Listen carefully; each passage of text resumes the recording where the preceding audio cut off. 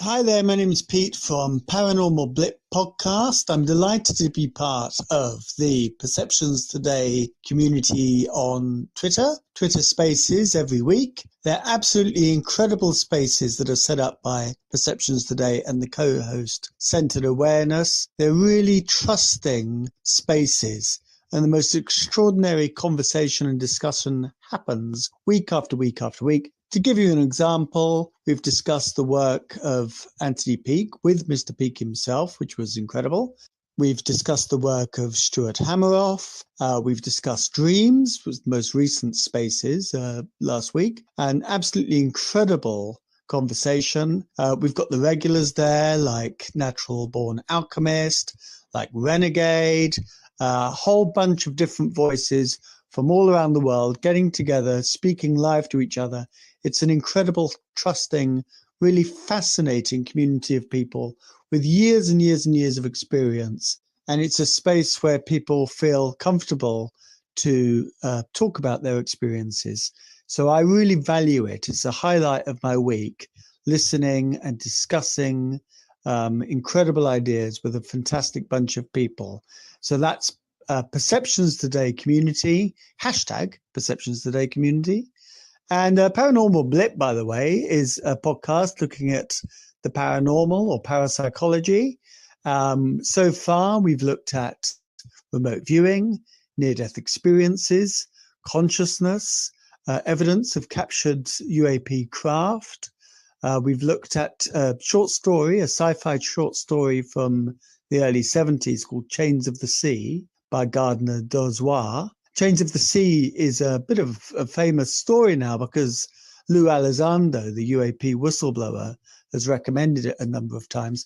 And I did a reading of Chains of the Sea recently, which was very popular. So yeah, check out Paranormal Blip. And absolutely, let's get involved with Perceptions Today's excellent Twitter spaces. And they're definitely worth following on Twitter. Absolutely incredible links. Daily, all the time, like Perceptions Today, coming up with fantastic resources and research in this space. And now on to the social media blitz. Follow me at Paranormal Blip, on Twitter and on Instagram. You can follow me on paranormal_blip_podcast.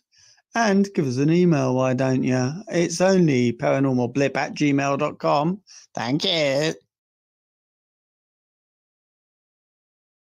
We need to be talking with each other now, and that's happening on Perceptions Today, the Twitter space. My name is Eileen Meyer. I'm what you call an experiencer, and a lifetime one at that. I have had this arc of a journey with this other consciousness that visited me in my bedroom as well as in my dreams, through lucid dreams, out-of-body experiences, and just plain old paranormal activities in my house.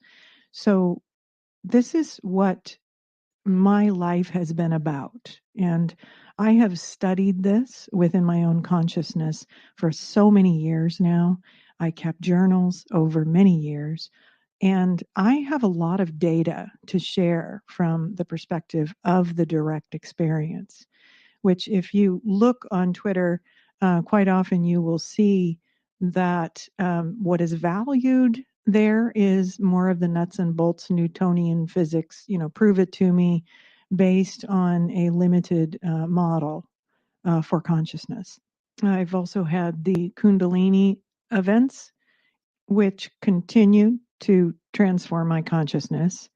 Then I had an opportunity to take the DMT-5-MeO, and I now have that as something to compare to in consciousness.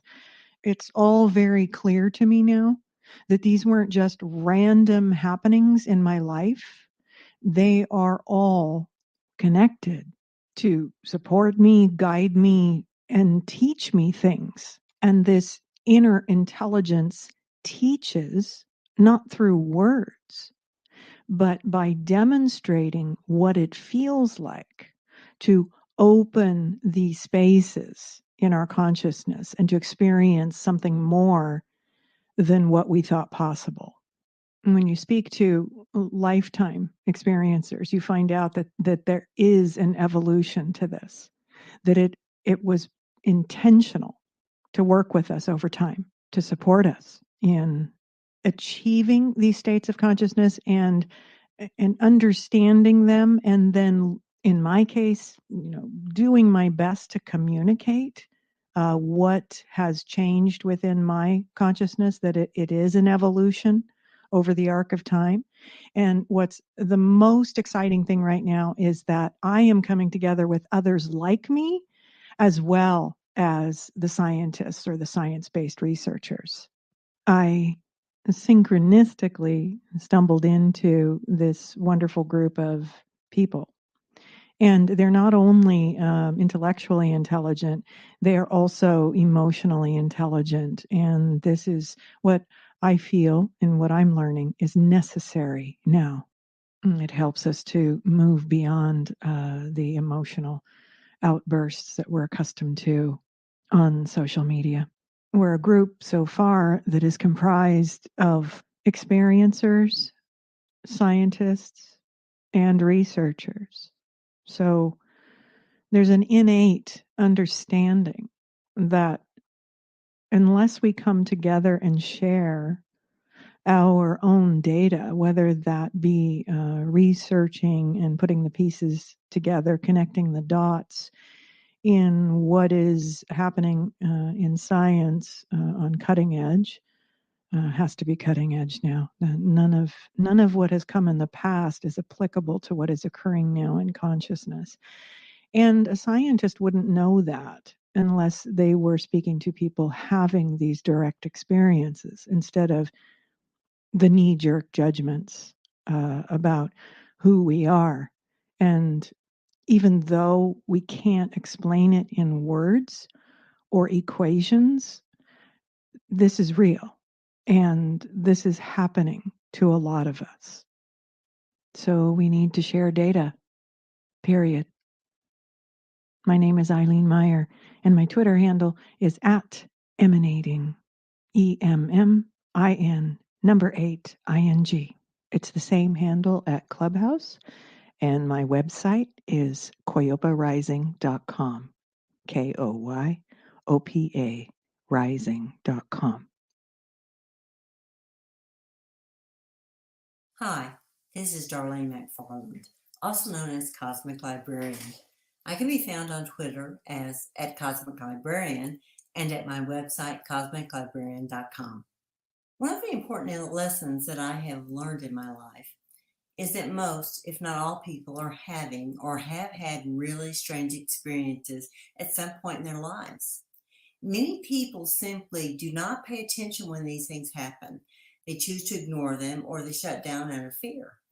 Finding ways to pay attention, be aware, and become a more conscious individual can only benefit you, everyone, and everything. My goal is to provide people with tools, guidance, and information to assist all in becoming more conscious about themselves and reality, and to encourage them to explore that reality and be willing to ask questions that may not have easy answers. One thing that I have learned after all these years is that personal growth requires a certain amount of discomfort, physically, emotionally, or intellectually, or all three throughout one's life. To quote C.S. Lewis, and you cannot go on indefinitely being just an ordinary, decent egg. We must be hatched or go bad. If you are interested in being more than just an ordinary, decent egg, become a part of the Perception Today community and become engaged with experiences of all kinds and explore reality and consciousness as a team. Learn new things and go in different directions with your team, and Perceptions Today is your guide. The adventure begins now.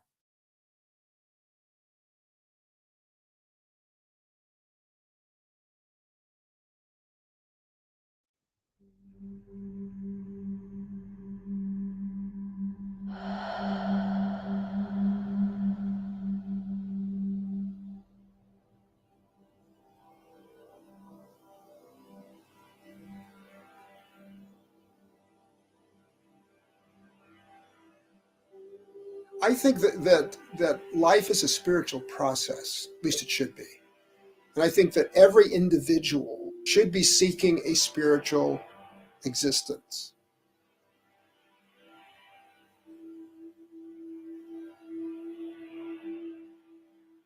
When I was a child, I was in a coma for 4.5 months. Some say less time than that, some say more. I never could quite get it down, but I was in a coma for quite some time. And when I came out of this coma when I was 4 years old, I didn't know my mother, my father, or anyone. And almost everything I ever learned was wiped out. Visually, I have temporal lobe epilepsy, and it resides in my hippocampus, and so it affects my visual memory. I have these episodes that I actually see the image itself. So what happens is I see the whole thing like a movie, and the movie I just take snaps of. Ever since I was a child, I've been having these images coming to me, talking to me, interacting with me, and giving me information about myself and about other worlds and other places to go and other existences, and places of safety and places of bliss and places of, but no places of punishment.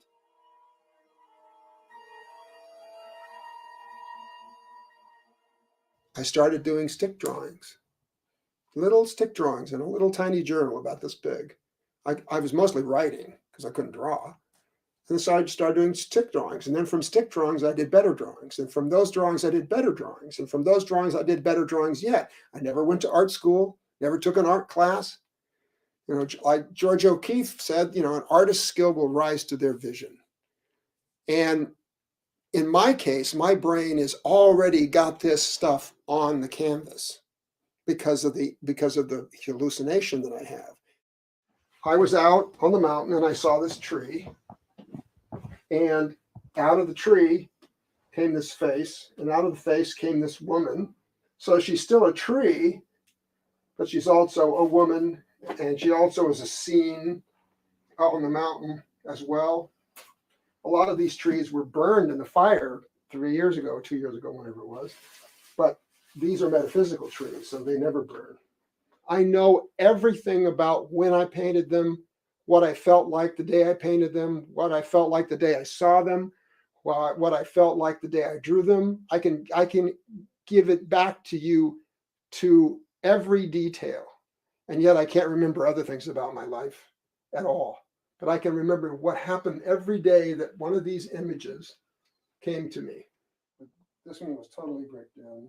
There was one here that was totally bricked in. That one got sold. You know, I've been accused of being a feminist artist, which is not a bad handle to have, because almost all of my imagery is feminine, and it's not just sex and, you know, and gratuitous stuff. It's spiritual and religious. But my images come that way. This goddess here is the goddess that speaks and is silent. So that's why she opens this book. Now this is like in the universe. So this isn't just a figure standing here. This is like in the entire universe. The energy is always around me. It's always moving, and it never stops moving. So I'm kind of driven in an unusual sort of way. And I think that's connected to my epilepsy, if you want to know the truth.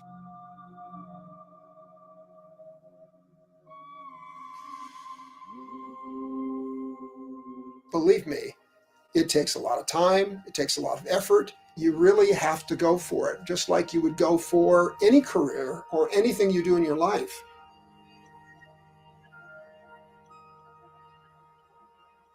I think it's a great tragedy when people don't follow their bliss. And I think if they follow their bliss will lead them home where they need to go.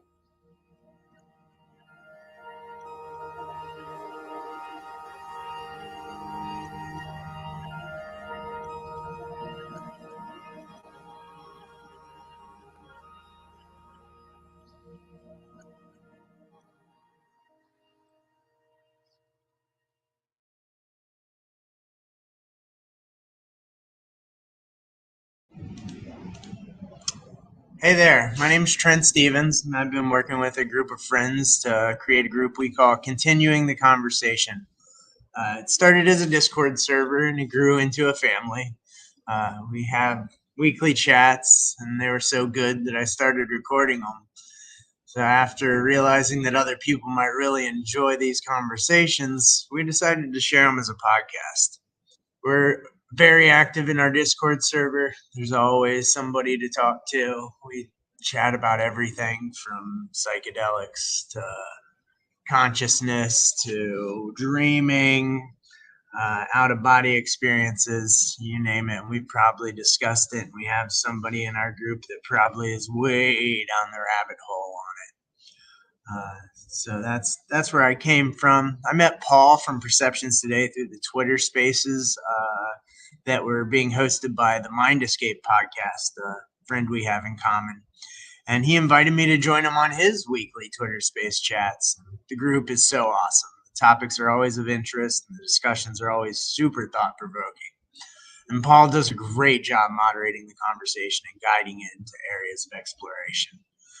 The weekly chats have been stacked with some of my favorite authors, as well as amazing new people that I hadn't met, like many of the people you've heard promoting this project recently.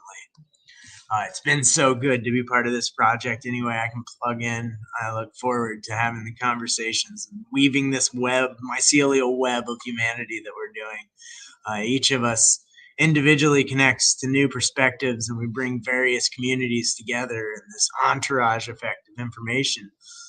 It helps us see connections between topics that we may have never considered. That's the power of this project. Opening up to other groups and thinkers to hear and talk through concepts and ideas on our own, we would have a very limited view of.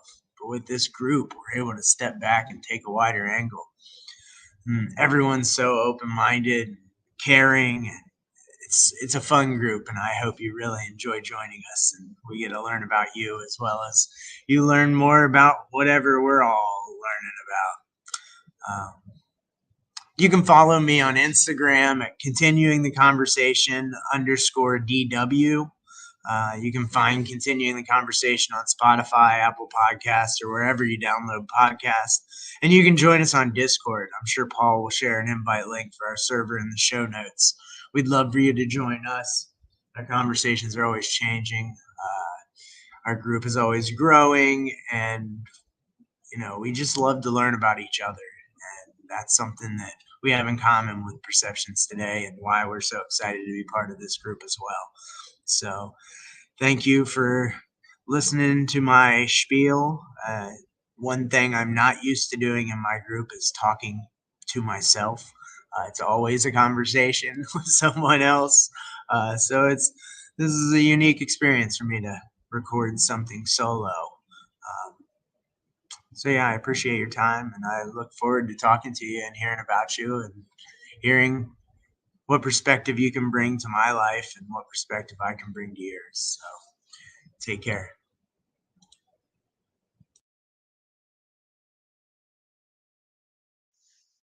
Hi everyone, my name is Melissa Maria of Centered Awareness, where I provide healing services. My main services include pranic energy healing, psychosomatic trigger releasing, spiritual mentoring, and online meditation classes. So I'll go through and explain a little bit about each of my main services and what they entail. So the pranic energy healing, basically what I do is I scan through your energy field, okay, which is also known as your etheric field or your aura. So I'm not touching you. It's not a hand-on technique. It's more of I'm hovering over your body basically, and I'm just feeling that energy. Normally what happens is if I scan over a part of your body where you might be feeling pain, or there's a block there, or there's something going on, I usually get a pain in my arm, or my arm feels heavy. That's how I usually know that there's something going on there. And we have a bit of a discussion. I might move a bit of energy around.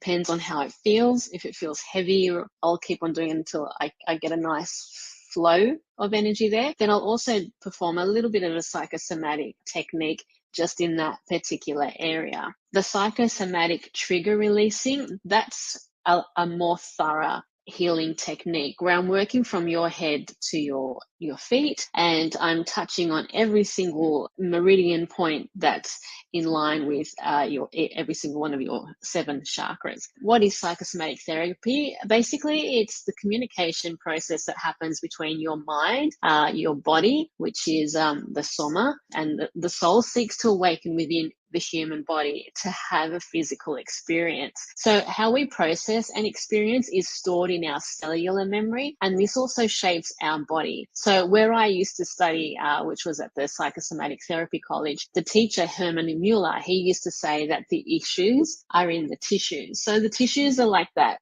that chunky part that hangs around your body, and it's there, it's used there as it's created, your body's created it through the way you've experienced certain things and processed certain experiences, and it's there as a protection, basically. So if we've processed a particular experience as pain, sadness, or anger, the experience held in our cellular memory triggers our reaction in similar situations. But it not only shapes your body, it also creates disease, and it also affects the energy flow within your human energy field. Your human energy field, like I said, is your aura or your etheric body. Everything is energy, and this includes crystals. So I use white selenite crystal wands, and that's to assist with the emotional healing and to help bring inner peace. So I usually use these crystal wands to help, apply a slight pressure on these meridian points that are around your chakras. And I find that works well with my clients. Basically, that helps to release the suppressed energy that's stored in your cellular memory. You may feel the emotion of the pain that was connected to the way you process that particular experience, and that's stored in your cellular memory or related to the chakra that's aligned to it. If there's no pain, or emotion, it means that you've dealt with that experience and you've healed and you're at peace with it as well. Yeah, so basically that's what psychosomatic therapy is. What I find with my clients is it's very different for everyone. So some clients, they've experienced feeling lighter after a huge emotional release, or they've felt pain or laughter. Others have experienced seeing colors, images. Some might feel tingles or even feel like a rush of energy to a particular point in their body once I've released that block. So, the healing experiences are going to be different for everybody. What I would suggest is have no expectations, because you will have your own genuine experience that's going to suit your healing needs and what's required for you. Now, both of those techniques, or both of those services, I should say, are face-to-face services. Now, I have a spiritual mentoring service that I also provide, and that's for people who meditate a lot. You don't necessarily have to meditate a lot, but some people have very strong intuition, or they might have seen a spirit, or they're starting to receive a lot of messages and they're hearing things.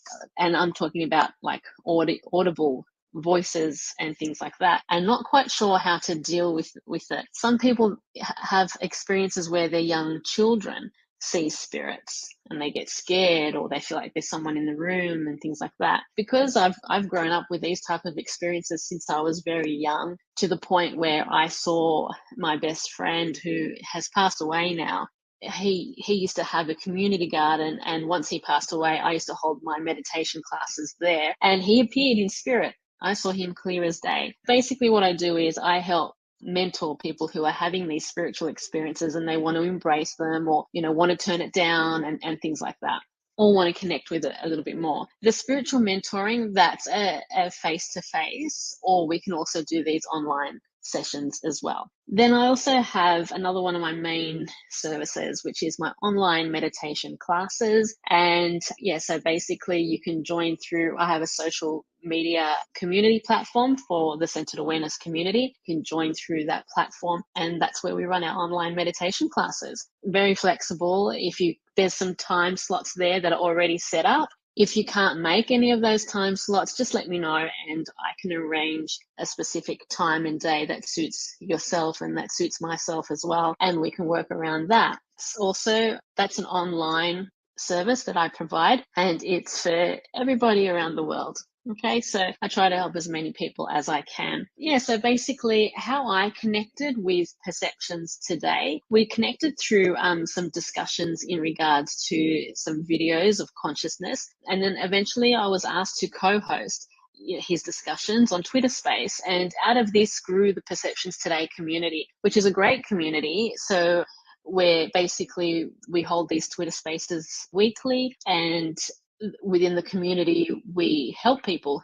Whatever comes up in these discussions, we help to, like, someone might have a situation where they might need some assistance, and we might know of someone else that might be able to help them, and we refer them and introduce them to each other. So there's a lot of networking that happens. There's a lot of discussions about particular topics that we have as well. We also invite people to speak in those Twitter spaces. So yeah, so basically that's how Perceptions Today community has grown. If you're ever looking for these Twitter spaces, you can also follow myself, Centered Awareness, or Perceptions Today, or even just look for the Twitter handle, which is hashtag Perceptions Today Community. Now for myself, you can find me on Twitter, Instagram, or my Facebook page. I'm also on Pinterest.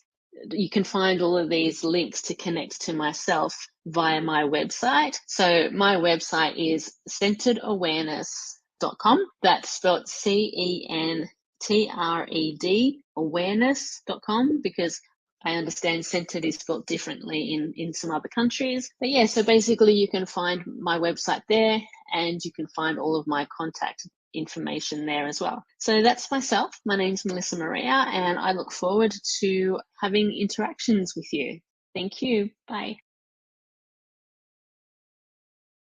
Hi there. We are Paul and Justin of Dreaming Jaguars. Dreaming Jaguars is our YouTube channel. For the last 15 years, we have been experimenting with dimethyltryptamine. We are two normal guys. We have a video production business. We make pretty videos relating to our experiences. We have interviewed some of the top names in the psychedelic community. And we feel that these experiences are the most relevant experience an individual can undertake with regards to learning about the potential of the human mind, what these experiences are, what reality is, entity contact, the list goes on. These experiences are just the most profound experiences one can undertake. And couple that with various other disciplines that Perceptions Today are trying to pull together in this community, we feel that this is the right way to go. There needs to be a pooling together of these various disciplines to see if we can just have some fun, discuss, and maybe potentially make some breakthroughs of our own. So we're very excited and very honoured to be invited to join this community, and we look forward to meeting you all in due course. Our YouTube channel, youtube.com/Dreaming Jaguars, Instagram @Dreaming Jaguars, Twitter @Dreaming Jaguars. Let's get this thing off the ground. It's going to be exciting. We look forward to seeing you all soon. Thank you.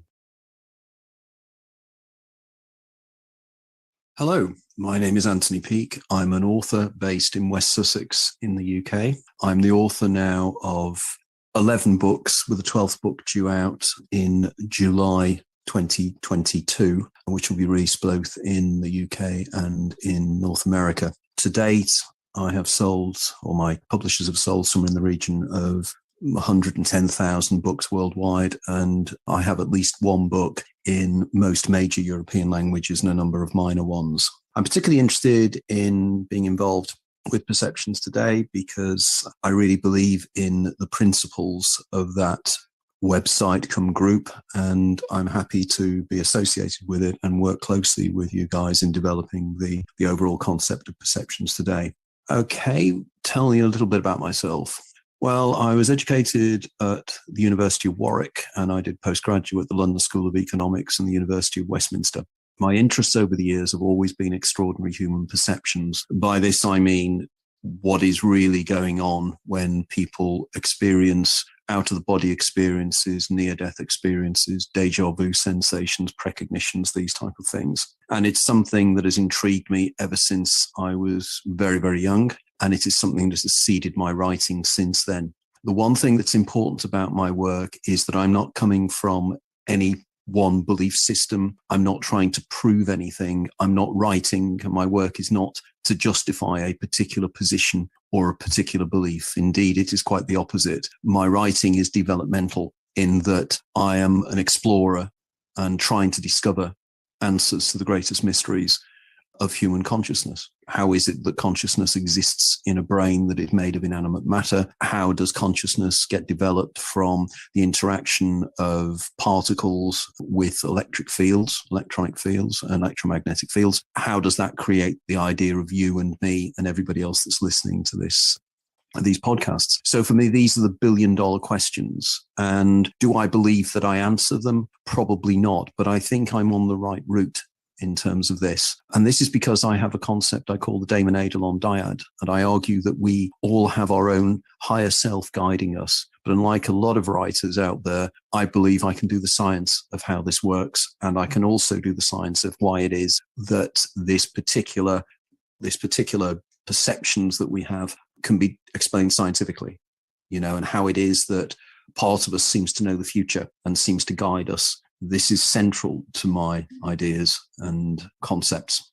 So what else can I tell you about me? Well, just that I'm happy to and open to listen to other people's experiences as well, because I'm very much of the viewpoint that the word empirical and empirical evidence comes from the word experience. We're in the Latin and the Greek for experience. And this is so important because it is experience. And if you have extraordinary experiences, they are real. They may be hallucinations, but then we have a billion-dollar question of exactly what hallucinations are. And this is, again, one of the areas I'm quite fascinated in discussing with my work. So please come along, join us. Over the next few months, I'll be doing a series of Meet the Author groups under the auspices of Perceptions Today. And these will be open discussions, open to all. And you can literally ask me anything about my work and my ideas, and we can end up having fascinating online discussions. I look forward to meeting you all and discussing things with you in due course. And thank you again for listening to this message. Thank you. I am Stephanie Quick. I am a writer, experiencer, and psychic artistic experimenter. I could not be more delighted to recommend to everyone the Perceptions Today community. I have been friends with Perceptions Today on Twitter quite a while. They always have the most thought-provoking and smart, scientific and speculative pieces about consciousness, how it affects us in our daily lives, in extreme circumstances, including the paranormal, near-death experiences, chronic illness, looking at it from the angle of, for example, how animals organize their own consciousness through their various senses, and what this might tell us about the human potential for expanding our consciousness and using our consciousness in ways that are more productive for ourselves, our communities, more compassionate.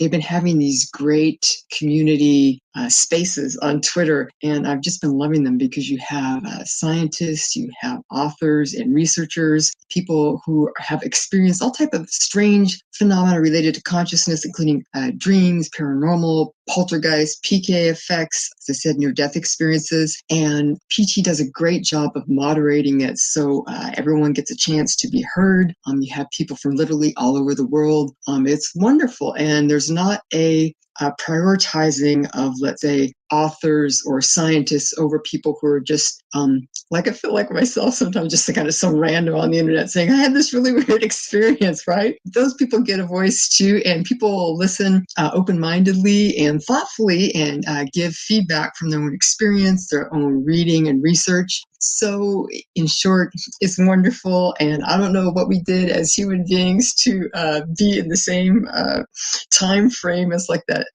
How do you want to say that thing? It's been 4 billion years that the universe has been around, the Earth has been around. And you were born in the same time frame as David Bowie. It's like, I feel like this way about this community. It's very smart. It's very respectful and thoughtful, really open-minded in the truest sense of the word, of just let's listen and think about what people are saying without immediately trying to shove it into a particular version of a particular paradigm. I'm sure other people too, but the outstanding people who have been involved in these sessions already, and we've had some great discussions. So I would just encourage everyone to look into this. Again, my name is Stephanie Quick. I'm probably best known for my work on sex magic and synchronicities, as well as for having a big old near-death experience and working in various esoteric groups since then.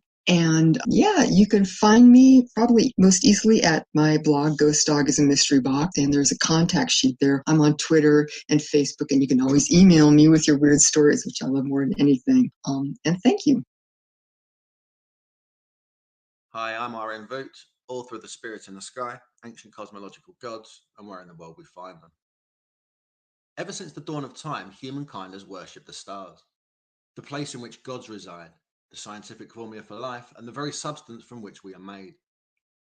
The nitrogen in our DNA, the calcium in our teeth, the iron in our blood, and the carbon in our apple pies were made in the interiors of collapsing stars.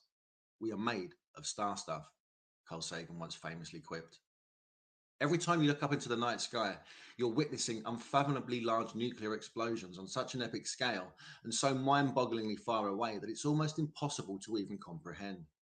And this all goes on, almost unnoticed, as we frantically shuffle our way through the grainy neon-lit streets, masking the enormity and sheer wonder of everything that is happening above us in the infinite realm of an ever-expanding universe. It's also far too easy and even somewhat arrogant to believe ourselves the very apex of sophisticated technological evolution in civilized society as we know it. Ancient cultures the world over, separated both by hugely vast distances and time, yet seemingly unconnected in a classical timeline of documented history, speak of a golden age, seemingly lost to an unknown epoch in the human story. These archaic customs also appear to share remarkably similar creation stories, belief systems, cosmological deities, architectural genius, and otherworldly shamanic ceremonies that are not yet fully understood or even largely dismissed as flights of fantasy, and even disregarded as mythology. Both the ancient Egyptians and the Maya believed that after ingesting very specific celebrated psychoactive substances, that they could commune with highly evolved spiritual entities or deities whom, as per creation stories, were said to reside within a constellation of Orion, a place in which dynastic pharaohs and Amazonian shaman can traverse the seemingly impossible boundaries of both space and time in search of knowledge and enlightenment, a place of cosmic wonder from where the gods are born. These same spiritually emancipating journeys into the realms of the gods and the metaphysical largely continue today and are somewhat religiously practiced by the indigenous peoples of the Amazon basin, South America. Of the 40,000 plus botanical varieties native to the Amazon rainforest, ayahuasca is a shamanic and ritualistic tool prepared from very two carefully selected types of vine and root bark. The resulting brew is a formula for essentially extracting a potent god-inducing entheogen compound, which is also a naturally occurring psychoactive supersubstance secreted within the endocrine system of the human brain. Thus far, and recently confirmed in laboratory rats, the pineal gland or mystical third eye is thought to be responsible for the natural secretion or production of N,N-dimethyltryptamine. More commonly known as DMT, this god-inducing psychedelic, I believe, is the gateway to one's soul and possibly answers the riddle that is human consciousness.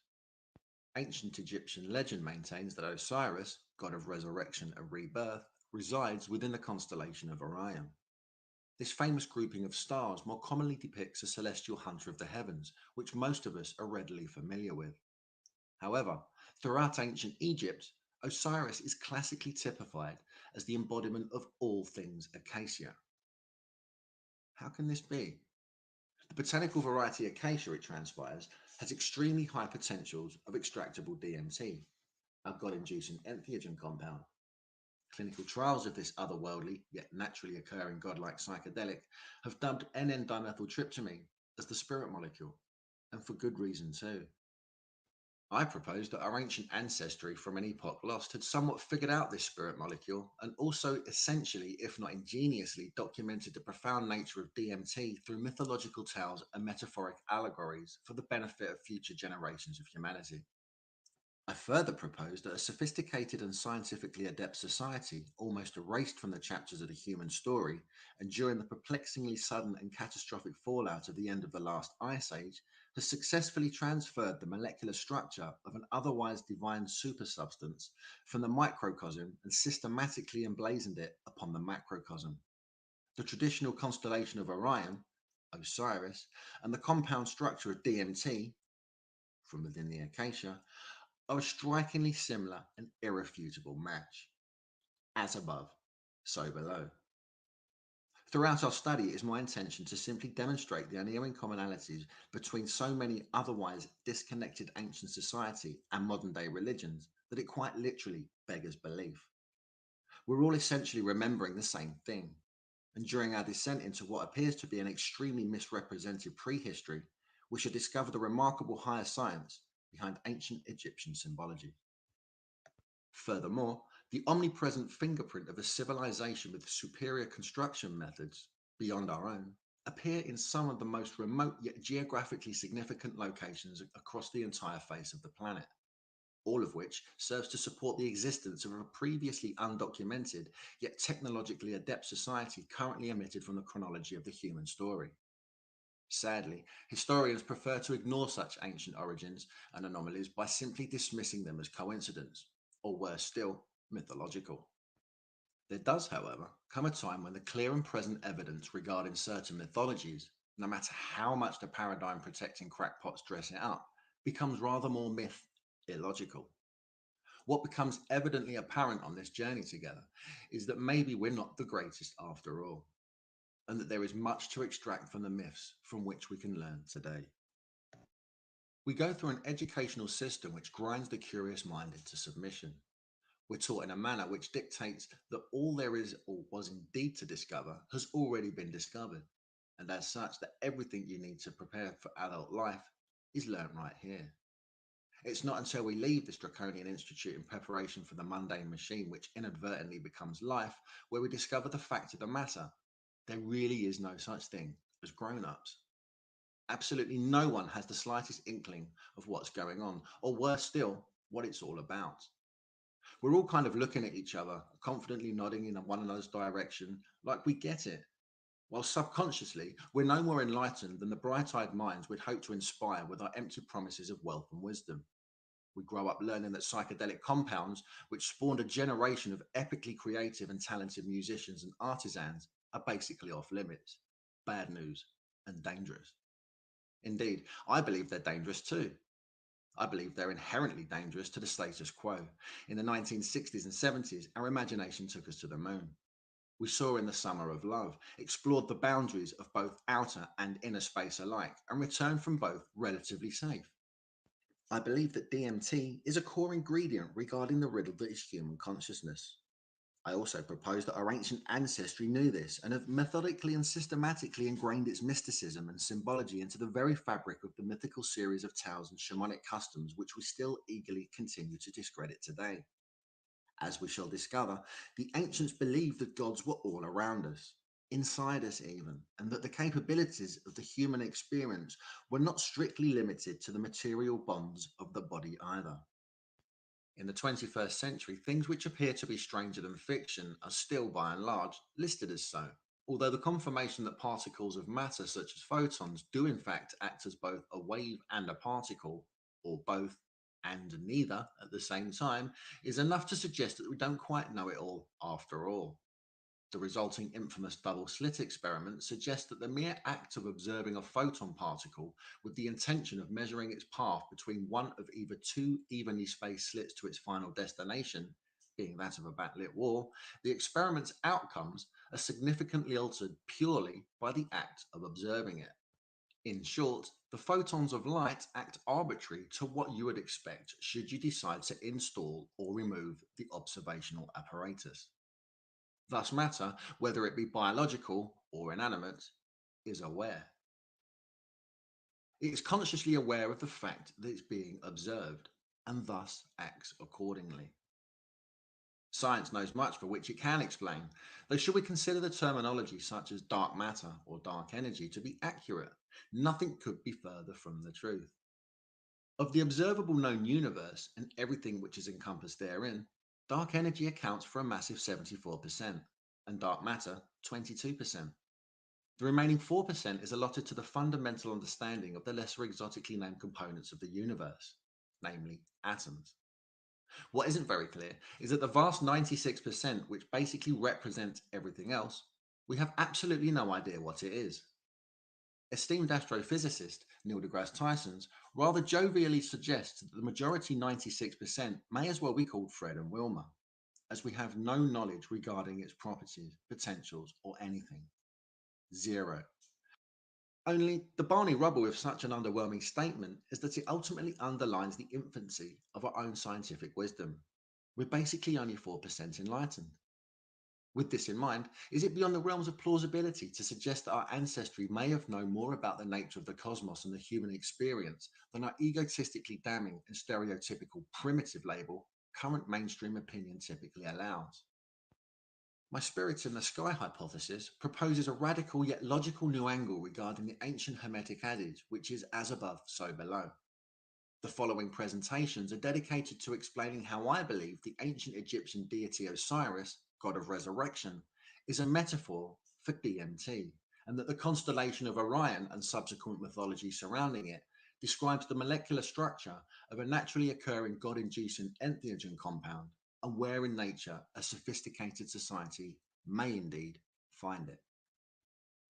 Once again, I'm Irene Voot, and The Spirit in the Sky is available via Amazon.